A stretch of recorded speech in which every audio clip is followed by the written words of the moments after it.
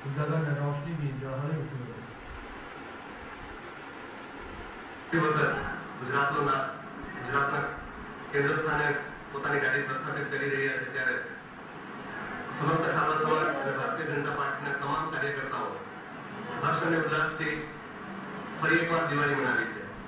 અને અમે લોકો આજે અહીંયા ભારતીય જનતા પાર્ટીના કાર્યકર્તાઓને એક વિશ્વાસ આપ્યો છે કે જ્યારે જ્યારે નરેન્દ્રભાઈ અમને હાકલ કરશે અમે તન મનને ધનથી એમના માટે કામ કરીશું, પાર્ટી માટે કામ કરીશું. આજે ભારતીય જનતા પાર્ટી આ ચોથી વાર સત્તામાં જઈ રહી છે અને અમારા નરેન્દ્ર મોદી સાહેબ, મુખ્યમંત્રી નરેન્દ્ર મોદી સાહેબ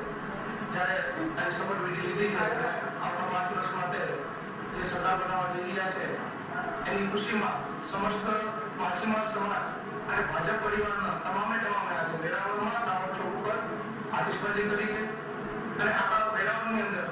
6 વાગ્યાથી લઈ અને રાત્રે 9 વાગ્યા સુધી એક દિવાળીનો માહોલ બનાવ્યો છે. લોકો અમારા માછીમાર સમાજ અને ભાજપના કાર્યકર્તાઓ ખુશાલ છે.